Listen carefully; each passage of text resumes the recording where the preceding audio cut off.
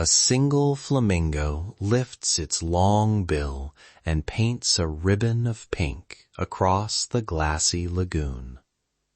In that single motion, the morning takes on a new color. I'm Samnang. Welcome to Avian Tranquility.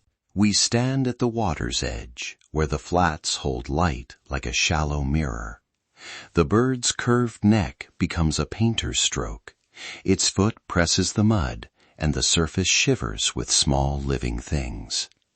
This is the American Flamingo, Phonica partus ruber, moving through salt and sun. They gather where lagoons, salt pans, and shallow bays meet the horizon. Places like lagoons off Bonaire or the briny flats near the Yucatan. Shallow, wide, and often less than a meter deep. Picture a landscape of glass and low sky, where every step must be balanced and every food patch treasured. Nesting here is a communal craft.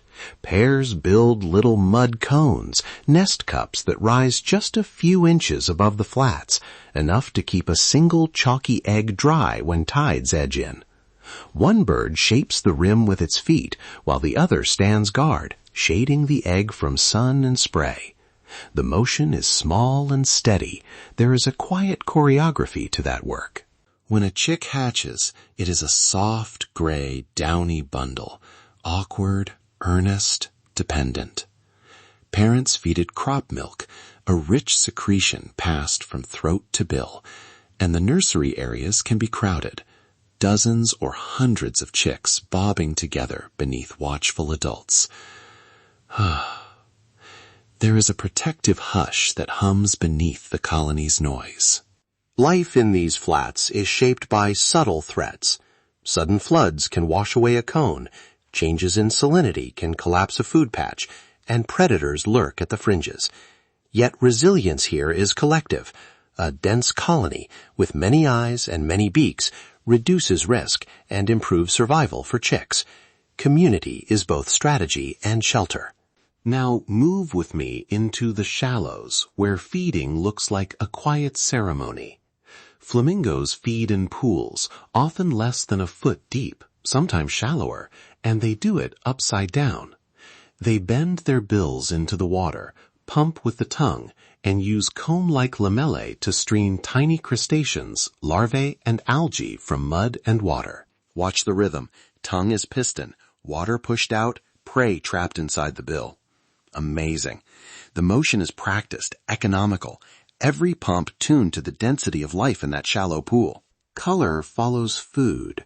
Carotenoids from brine shrimp and tiny amphipods deposit into feathers as they grow, shifting a chick's slate gray down toward rose and coral across several months. In some Caribbean lagoons, dense patches of brine shrimp concentrate in sheltered pools. These micro-ecosystems are the pigment factories that eventually make a colony blush from a distance.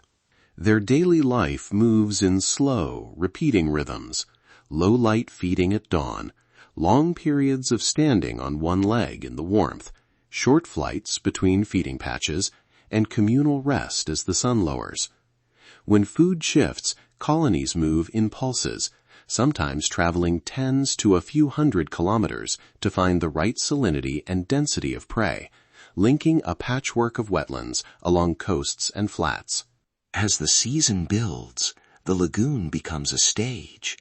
Groups perform synchronized displays, heads rising together, wings flicking, bills clacking in patterns that look almost choreographed. These communal displays coordinate breeding and strengthen social bonds across the colony, a shared movement that keeps timing and trust aligned. Pairing itself is gradual, mirrored steps, mutual preening, repeated greetings. When pairs persist between seasons, it can improve nest success. When conditions shift, alliances may change.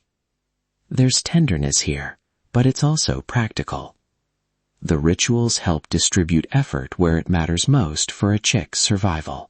Flamingos also shape their wetlands.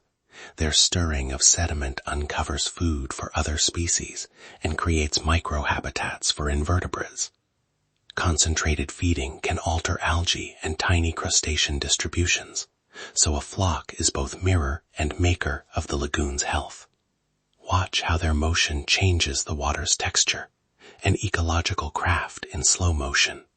Because flamingos depend on specific water chemistry and abundant prey, changes in their color or numbers can hint at environmental shifts, altered freshwater flows upstream, pollution, or over-extraction of water.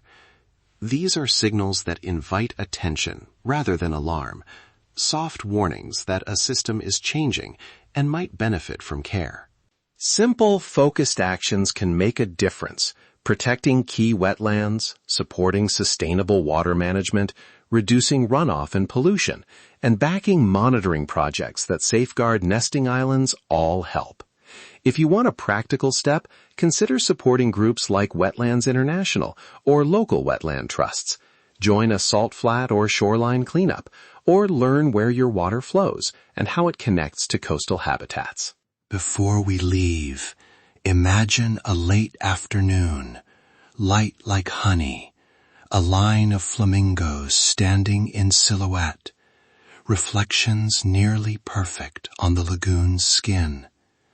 One bird lifts its head, and the colony answers in a soft ripple, bill to sky, then down again, an ancient wordless conversation.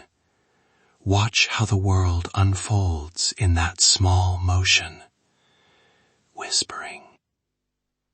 If you take one thing from this hour, let it be this: flamingos are at once spectacle and steward.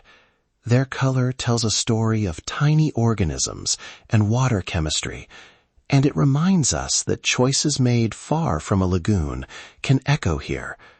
Remember them, respect them, learn from them. Thank you for walking the mudflats with me today. If this season of listening brought you calm or curiosity, please like, subscribe, and share this episode with someone who could use a peaceful escape. Small acts, donating to conservation efforts, volunteering locally, or learning about your watershed ripple outward in ways we may not immediately see. And there, for now, we leave the American flamingo, sculptor of the shallows and keeper of quiet stories. Through tides and seasons, it continues its patient work, asking for nothing, yet giving us so much to learn. In that moment, we see nature's quiet wisdom.